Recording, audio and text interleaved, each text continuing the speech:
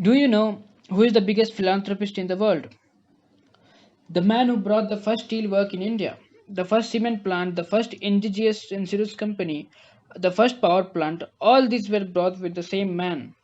Yes, I am talking about the father of Indian industries, Jamshedji Tata. The man needs no introduction. I'll give some nonetheless. Hello and welcome to the Fact Analysis from Humanitarian Club HKBKCE. I am Akash and I'll be speaking about a man a man with the dream to build the nation. Tata, the industrial conglomerate that lies at the heart of India's success on the global business stage. For almost 2 centuries, the Tata Group has brought multiple industries in India and remained a market leader in most of them. The story goes long back to the 19th century. Jamshedji Tata, the son of an exporter in Mumbai, graduated in 1958. As his father's export business was growing in 1959, Jamshedji went to Hong Kong to develop a subsidiary there and realized that the Tata export business had truly global potential. Over the next decade, he established a network of distribution of his father's business in China, Japan, and Britain. In 1968, he eventually created his own exporting company, the Express Mill, which was in Nagpur then. Jamshedji taught us how to do business ethically. From the very start, his philosophy was to find the best practices used across the world and bring them to India. With his own money, he created various employees' welfare schemes, schools, and child care centers for the children of these employees. In 1901, he began working on a steel production plant, modeled after the one he had seen in Germany. Even more ambitious was his hydroelectric project, inspired by his visit to the Niagara Falls power plant in 1903. You must have heard of the revenge story behind the foundation of iconic Taj Hotel.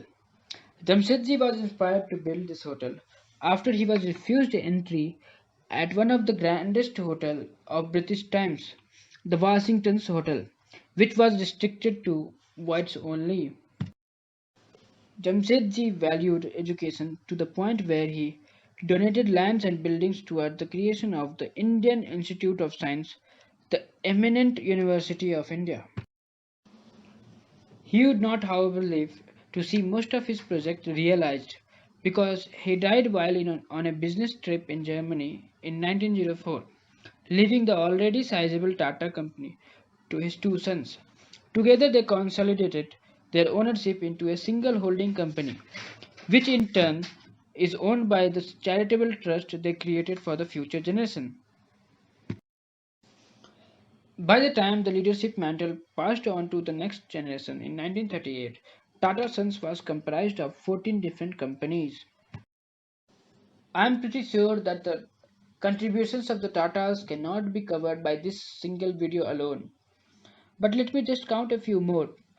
Dorabji Tata was the first one to sponsor Indian Olympics team in 1920, which resulted as the first gold medal by Indian hockey team in 1929. In memories of his wife, who died of cancer, Dorabji Tata made a monument, the Tata Memorial Hospital, where 70% of the cancer patients are treated for free.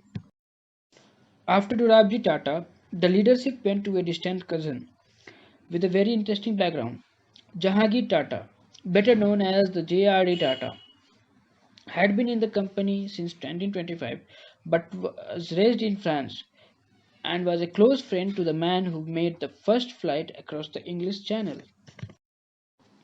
How many of you know that India's first pilot license was obtained by someone none other than this passionate aviator, J.R.D. Tata?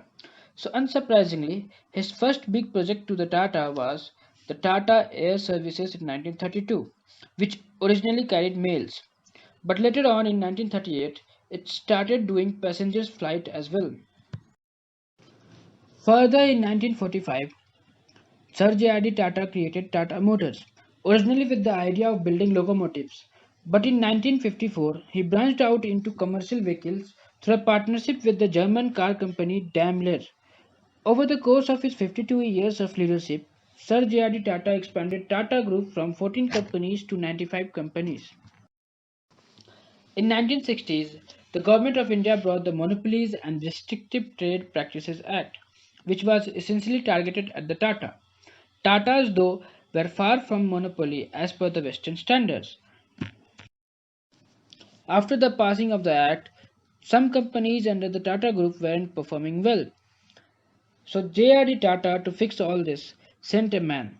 The man, of course, needs no introduction, and he is none other than the man himself, Sir Ratan Tata, the man whose focus was on technology and the future. Sir Ratan Tata claimed the leadership of the Tata Group right as the wave of the economic liberalization swept across India. But the globalization was a big challenge to the Tata. Worse yet, JRD led Tata became extremely decentralized by the time, and so it would be a very slow process to adopt new competitors. Sir Ratan Tata had no choice but to re-establish ownership over all the Tata subsidiaries, and that didn't come cheap. He sold 20% of the Tata Sons, the holding company, and used all that money to buy shares in the Tata subsidiaries, especially in the Tata Steel and the Tata Motors. Further, he organized all the subsidiaries into seven sectors. But gaining power was not enough. By 1990s, pretty much every Tata company was losing ground to the international competitors. His answer to this, however, was brilliant. As he said in an interview in the Standard Graduate School of Business that things today are not done by bullets or swords on the neck, but rather with persuasions and negotiations. So he started acquiring foreign competitors and absorbing them into the Tata Group, effectively buying all their talents, supply chains, and experiences in order to strengthen his business back home in India, while also expanding internationally.